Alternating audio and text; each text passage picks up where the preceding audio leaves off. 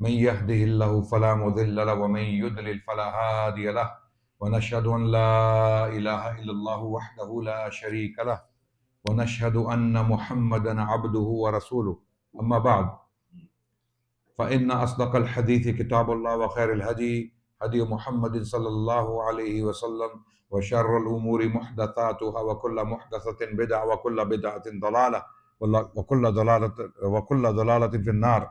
أعوذ بالله السميع العليم من الشيطان الرجيم. بسم الله الرحمن الرحيم. اليوم أكملت لكم دينكم وأتممت عليكم نعمتي ورضيت لكم الإسلام دينا.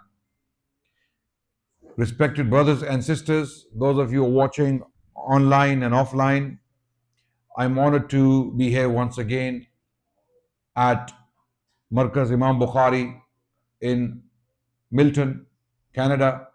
This is a very special masjid for me in particular and for the community, of course, at large. I have conducted many important lectures and workshops at this vicinity over time. And one of the greatest things that took place here, among many, was a debate, a dialogue I had with a Qadiani Murabbi called Raziullah Naman. We had a debate with him recently, a few days ago. But one of the debates that took place with him for nearly 4 hours was at this very markaz when he was under construction. MashaAllah, it has moved on since then, and I'm sure they still need support. That one debate alone that I had in this blessed markaz has been watched by over 700,000 people. Nearly 1 million people. Inshallah, I'm sure it's going to go to 1 million soon. And if you go to the comment section, no credit to me. It is purely Allah's blessings, and Allah used me as an instrument to get this out. If you go to the comment section, you see multiple comments. We have lost count now, where people are saying, I was an Ahmadi, I have left this cult or this religion, what they call it, right, with 10 members of my family. I've left it with 5 members of my family. I've left it with so many. So when you go and see, this is one of the blessings that came out of this masjid. This is why I'm mentioning it, right? And I've delivered other talks and lectures that you can find online, and this will, inshallah, also be online. Tonight, I have been given a very specific topic to address a specific phenomenon. And that phenomenon is the book called or titled Tuhfa Itna Ashariya, a gift for the 12ers, to translate it precisely. Tuhfa, which means a gift, Itna Ashariya, which means 12ers. Okay? This book is a very powerful book, a very special book in the history of Islam. It is one of the best books written on the Shia-Sunni discourse. Shia-Sunni discourse has been going on for the last 1200 years, since the final canonization of the 12er religion. Okay? Islam was completed with the advent of Muhammad Rasulullah sallallahu alaihi wasallam. We are all clear on that. The Quran is very categorical. The Quran has a verse in Surah Al-Ma'idah where Allah subhanahu wa ta'ala states, A'udhu billahi minash shaitanir rajeem, Al-yawma akmaltu lakum deenakum. Today I have perfected your religion for you. Pay attention to the words. Pay attention to the words, very powerful. Allah tells the Prophet ﷺ, and through him the rest of the ummah, today, al-yawma akmaltu, I have perfected, lakum, to you or for you, deenakum, your religion.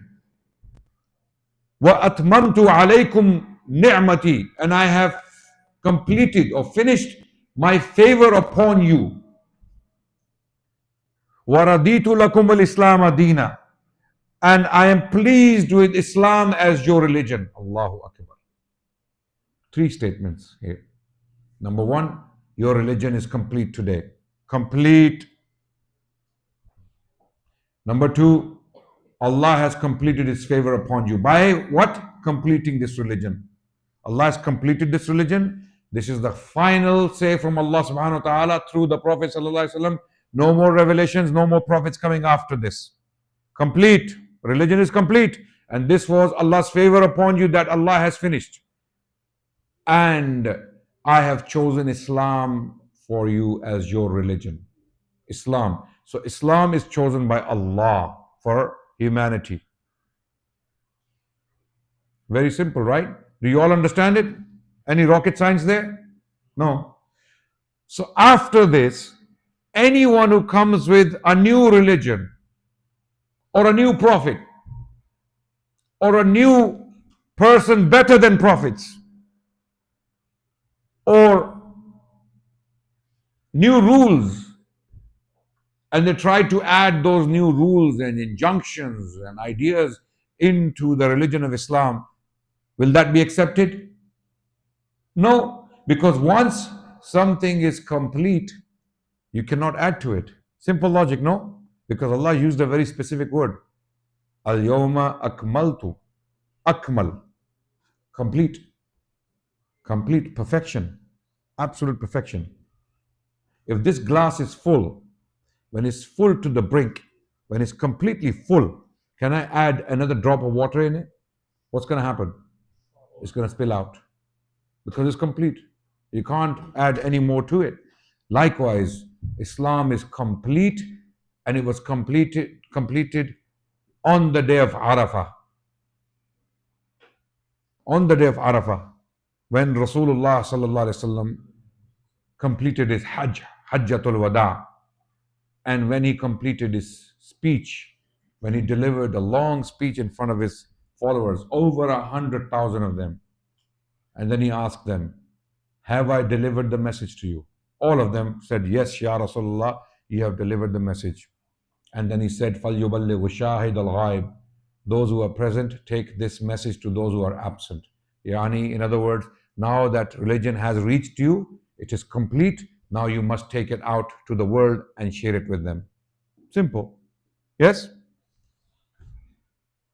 Now, many attempts were made over time later on in a number of different places by a number of different individuals to add to this deen, to attribute ideas to this deen and claim those ideas in the name of this deen, al-Islam.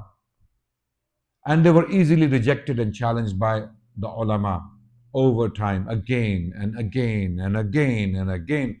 You see, shaitan has something to do. The devil has been left there to do a job, right? Because it's a test. This life is a test. So Allah has sent His prophets to guide us, to put us on the straight path. And then the devil has his respite until the day of judgment to try to take us away from that straight path. So the devil kept inspiring people to claim prophethood, to claim ideas in the name of Islam, or to add ideas into Islam from a number of different angles. And many of these ideas are very complicated and genius ideas, but they were not Islam, of course, because Islam is complete. Islam is done, it's complete. There's no more addition to it. So these false claimants to prophethood, Mahdis, revivers, Imams, or teachings attributed to Imams were introduced to humanity in the name of Islam, and they were all rejected, rightly so. But some of them still survive, and they still continue to influence some people away from Islam. So this is why we are discussing this topic today. Tuhfa Ithna Ashariya. What is Ithna Ashariya? Ithna Ashariya is Twelverism. It's a religion in which people claim to believe in 12 Imams, those who were born and lived after the Prophet ﷺ. And these people who follow this religion called Twelverism, they are commonly known as Shia. They are commonly known as Shia globally. But when you ask them, you are Shia, but what type of Shia are you? They will say Ithna Ashariya, or they will also say Imamiya, or they will say Ja'fariya. We follow the Ja'fari fiqh. We follow the Ja'fari jurisprudence that is attributed to one of the Imams called Ja'far as-Sadiq, radiallahu anhu. Okay? So they call themselves Itna Ashariya, 12ers. We know them as 12ers. Okay? So it's a very specific group of people. So in this system, the claimants or the followers of this religion, they claim 12 leaders who came after the Prophet Muhammad sallallahu alaihi wasallam. And these 12 leaders are, they start from Ali bin Abi Talib radiallahu anh, and the rest are his descendants, going all the way up to Imam Hassan al-Askari. And then the 12th Imam, who was born, was 5 years old, and he disappeared. And he's called Imam al-Ghaib, the invisible Imam, or al-Imam al-Muntazir, the awaited Imam, that he will come near the end times. He is taking refuge in a cage, according to most accepted opinion among the 12ers, in Samarra, in Iraq, and he will emerge near the end times. So this is a very short summary of this religion. Now, how this religion was created and what gave rise to it, what were the circumstances, a very long story. I have done long workshops and lectures on this topic. I'm not going to get into that. I'm going to get specifically to this book and introducing the book and why it was written and what it contains. So obviously over time, 12er religion became a parallel system to Islam. What we know today as Islam, the majority of Muslims today in the world are the Sunni Muslims. From Morocco to Indonesia, people who are Muslims, they are from Ahl Sunnati wal Jama'ah. They refer to themselves as Sunni Muslims. This is the overwhelming majority. Then you have around 5 to 10% Shia people who claim to be Muslims, right? And this is a parallel system. This is a parallel system. There are similarities, but they're not the same. Between the Sunni Muslims, the religion they follow, and between the Shias, the religion they follow, there are similarities, but they're not the same religions. These are two different religions. Is Adnan Rashid saying this? Some people might be shocked out there, and they may think that, hold on a second, this guy is just making things up. No, I'm not. Great scholars of Islam in the past have made this statement, that these are two different parallel religions. Okay? Which one is true is another question. But both systems have claim to truth. Right? Sheikh Abu Ishaq al-Huwaini, rahmullah, a great scholar of hadith from Egypt who was a direct student of Imam al-Bani, rahmullah, he made this statement famously that 12er religion is a different religion. Okay? Haza deenu akhir. This is a very different religion. Okay, it's not the same religion as ours. And this is not a controversial statement to make. It's truth, it's a fact. Because when you start to look at the details of the religion, you will realize these are two different trajectories. So from the outset, okay, from the get-go, I will clarify that what you believe to be Sunni Islam is a different religion, and what the Shias claim to be true Islam is a different religion. In beliefs, in practices, in culture, different religions. Okay? Now, how did the Sunnis face this challenge over time? Because it took a while for this religion to rise. Now, as far as this religion called 12er religion is concerned, it is not complete until the 11th Imam is born and dead, because it's still being developed. Because each and every single one of these Imams comes with specific characteristics. and each and every single one of them speaks for God. What they say is effectively, for all practical reasons, revelation. So amazingly, let me give you a very basic difference between the two systems. Very basic difference. There are books of hadith behind me, right? I can pull out any of those books randomly, and I open it in the middle, and I will find multiple hadiths. What is a hadith? Hadith is the story of the Prophet, it's prophetic tradition.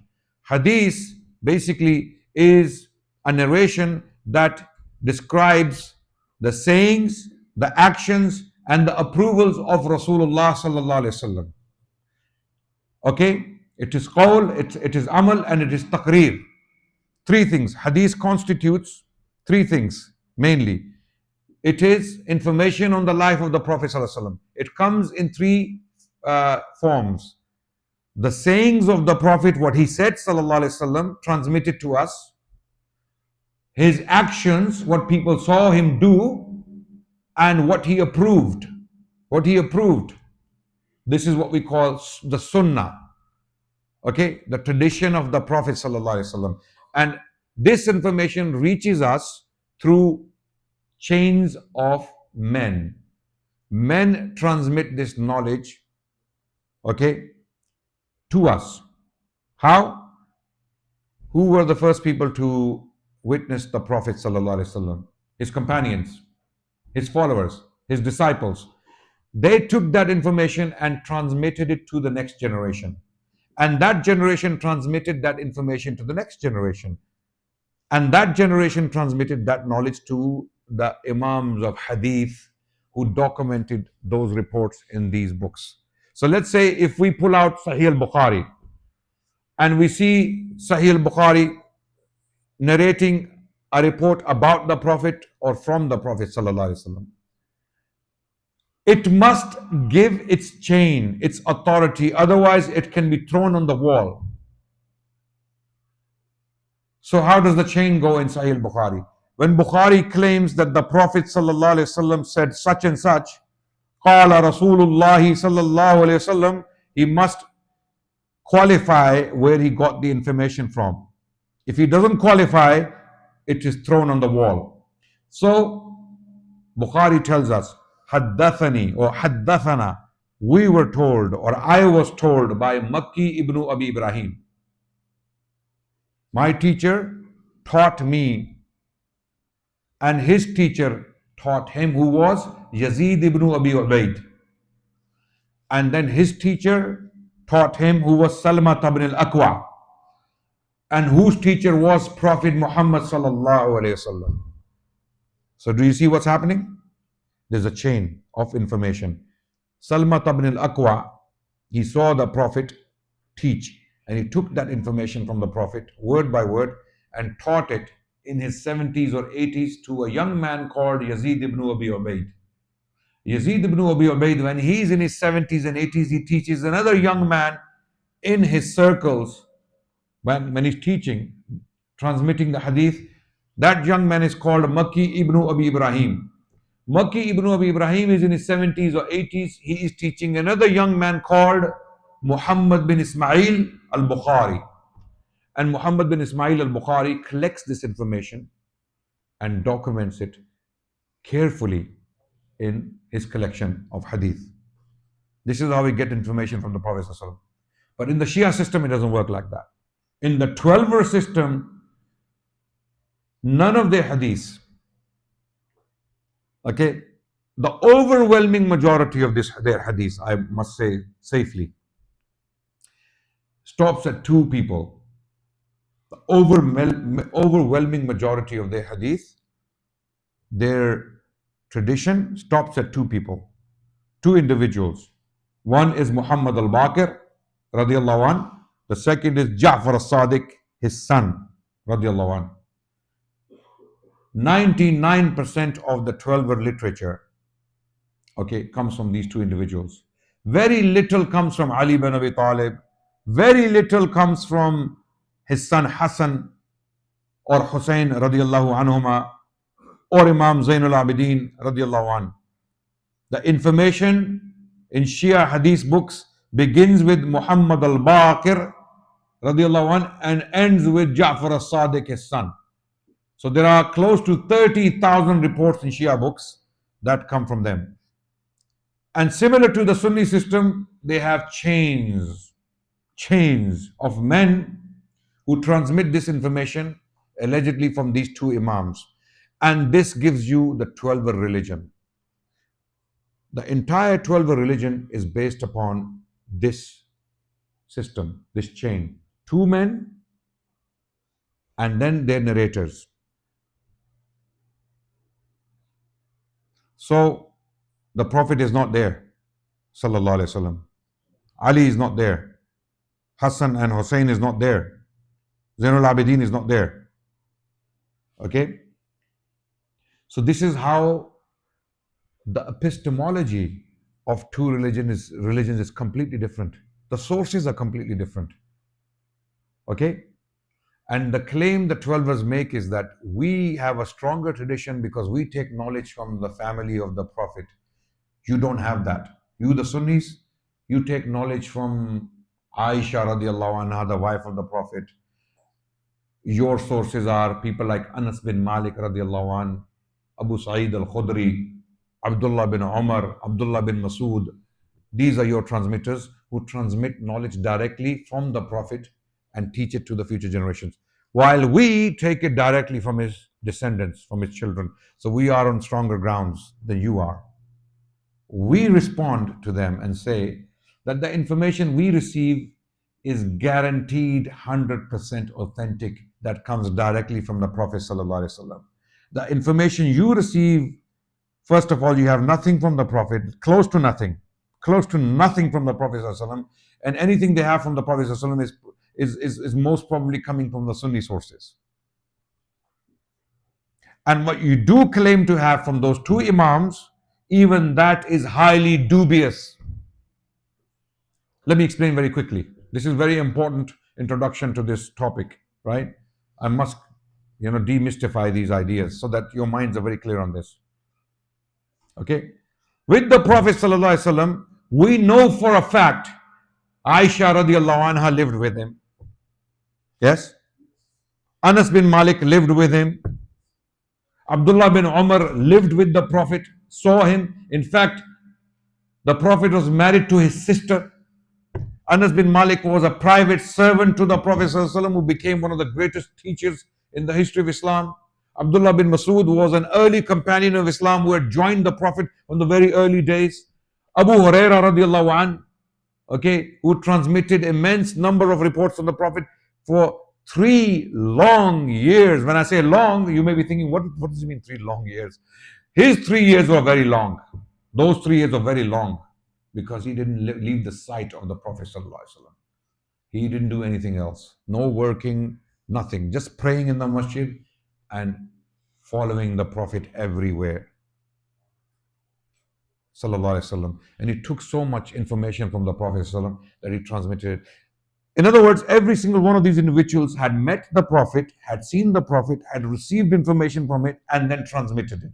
With those two Imams, the 12ers claim to be their sources, and the people who transmit in their name, it is absolutely, I'm not going to say impossible, I'm going to be safe, okay? It's absolutely so difficult to prove the companionship of those people who attribute all this information to them. For example, there are 4 to 5 people who are main narrators from those two Imams for the 12ers. Zurara ibn A'yan, Hisham bin Hakam, Hisham bin Salim, Abu Basir al-Asadi. These are 4 main guys. There are 2 or 3 more. Okay? Some of them, in their own reports, in their own books, the Imams cursed directly as liars. Are you listening to me? Some of them, Imams directly in their own literature, in the 12 literature, we have reports that Imams, when they heard these people teaching in Iraq, specifically in Kufa, when they were teaching things in the names of these two Imams to people in Iraq, the Imams, they said, may Allah's curse be on, for example, Zurara ibn Ayyad. May Allah's curse be upon him for lying on us. We don't know these people. So where did these 30,000 reports come from? When did they sit with that? Because both Imams were living in Medina. Imam Muhammad al-Baqir, Imam Ja'far al-Sadiq were both living in Medina, and we have no history to prove that these individuals who took this information from the Imams allegedly ever lived with them or ever saw them. And there was no technology available at the time to put a chip into your phone or into your laptop and transfer data. 30,000 reports would be transmitted one by one, each and every single one of them, right? There is no evidence for these people spending that much time in Medina, okay? Even if they had met the Imams, it was for a fraction of a time, because those Imams lived and died in Medina. So this religion was completely forged in the names of the Imams in Iraq, because Twelverism was born in Iraq, okay, as a result of the Battle of Karbala. Some people claim this, but I don't fully buy that. I don't think the Battle of Karbala gave rise to this religion called Twelverism. There were other factors involved, socio-political or socio-religious, for example, okay, and there were a lot of other things that the scholars have explained how this religion was born. Now, one thing I want to highlight very quickly is that when the Quran has said that deen, that religion is complete, yes? Yes, when? Yeah? Hajjatul Wada, religion is complete. But this religion, 12 religion, claims that religion is not complete until the last Imam, or the 11th Imam. The 12th completely disappeared without teaching anything. He disappeared. He went into hiding into the cave, and he's only going to come out near the end times. Okay, so the Imam disappeared completely. The 11th Imam, Imam Hassan al-Askari, he is still receiving information from Allah and delivering it. And this is how we get this parallel religion. So clearly, that religion taught by the Prophet of Allah to his direct companions, his disciples, that includes Ali bin Abi Talib, wasn't complete, wasn't enough. They don't accept it. So a new religion was invented in Iraq, specifically in Kufa. Why would the people of Kufa invent a new religion and not believe in the religion that was given to most people? Why? Because they had grievances against the most noble people around the Prophet ﷺ. They had come to believe in certain ideas that the companions of Prophet Muhammad ﷺ were a bunch of hypocrites, and they harmed the family of the Prophet by intent, by planning, and for that reason we cannot believe in them and take any information from them. So what do we do now? If the companions are out, then how are we going to claim a religion? How do we even get the Quran? Okay, so they had to come up with a story. They had to come up with a story that we had our own translation of the Quran. The one transmitted by the Sahaba, the companions of Muhammad Rasulullah, that Quran cannot be trusted, is corrupted. It's corrupted. Because those people were corrupt, they were untrustworthy. So their Quran that they transmitted through Uthmanic recension in Rasmul Khat of Uthman radiallahu anh, it cannot be true. Naturally. Okay? For example, if Zionists give you your religion today, will you accept it?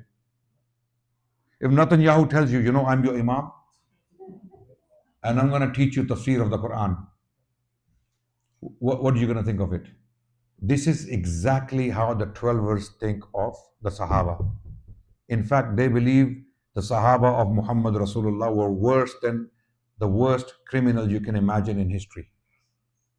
No exaggeration. I'm not exaggerating. If you asked the 12ers, and if you read their literature, the worst criminals to have lived in human history were the companions of Rasulullah sallallahu alaihi wasallam. Not all of them, of course.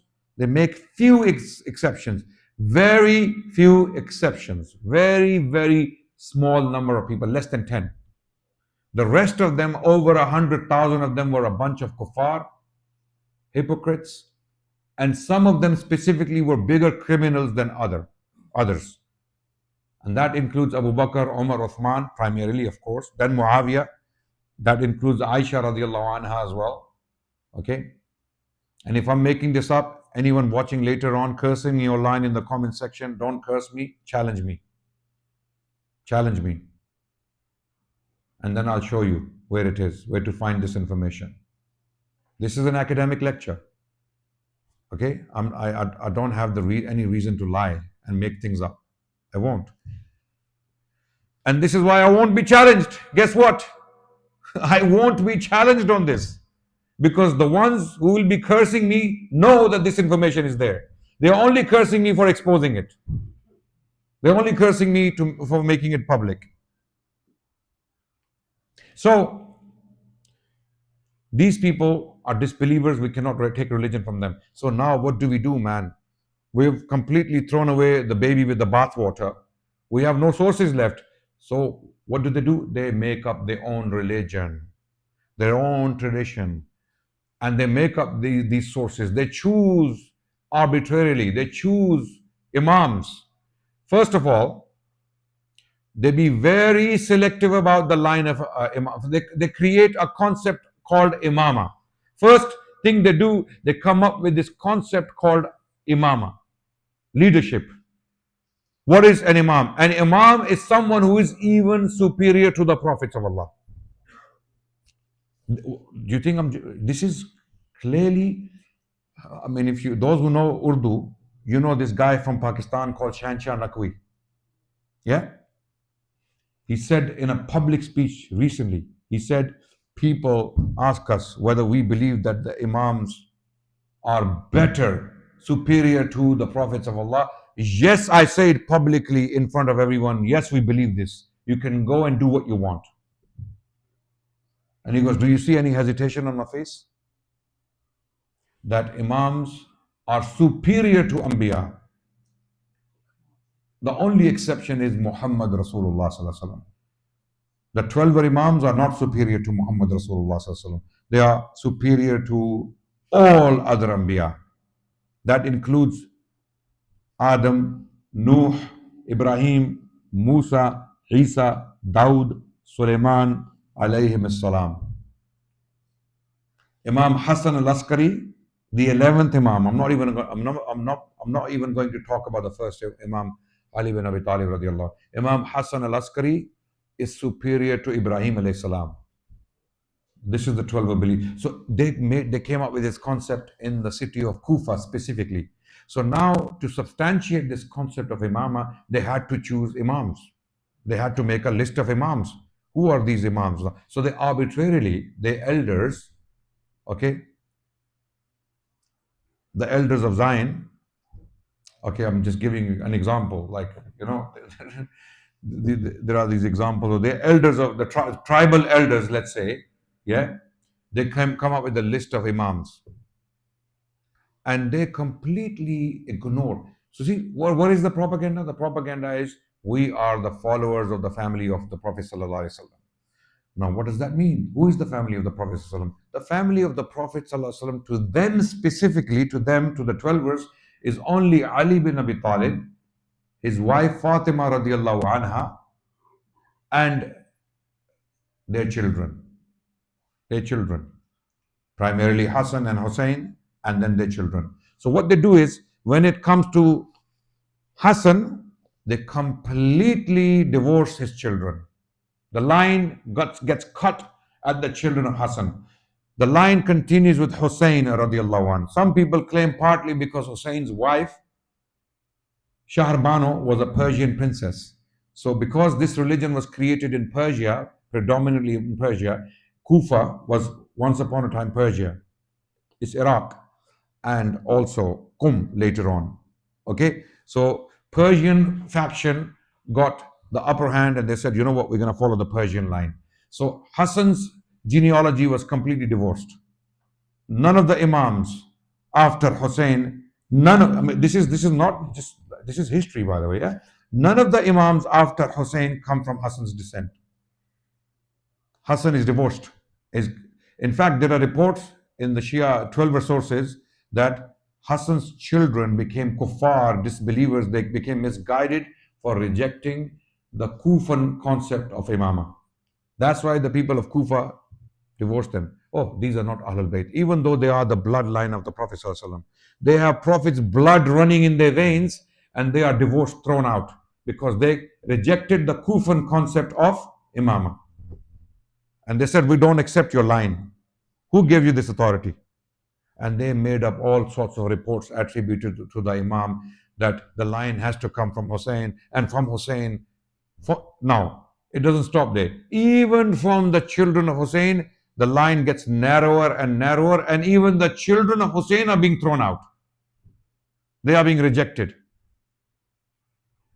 So there is this group of people in Kufa, they specifically choose a line of Imams, and then they start attributing lies to them, literally, wallahi, lies to them, in like on an industrial scale. Reports are so erroneous and so crazy that you can, when you read them carefully, when you sit down and read them carefully with an open mind, with a cool mind, you think this cannot come from a decent human being walking on the road, let alone someone like Imam Muhammad al-Baqir, Imam Ja'far al-Sadiq. I'll give you one example. Just so that you understand what I'm talking about. You know this issue of Umar radiallahu anh marrying the daughter of Ali bin Abi Talib, Kulthum. This was a huge problem for the Twelvers, because when they came up with this story that these Sahaba are kuffar, they had to deal with all the challenges that came with that belief, right? One of the challenges, one of the stumbling blocks was, how comes Umar married Ali's daughter? If what you believe is true, the Kufan Twelvers, they're not Twelvers yet, by the way, yeah? 12 are not even born yet, right? So we are talking about way before the list is complete, because the religion is still being evolved. It's evolving until Imam Hassan al-Askari is born. Even though Rasulullah sallallahu alaihi wasallam received this ayah at Yawm Arafah that religion is complete, but for them, no, because Imams are still being born. And they have to complete the list, 12. Okay? So,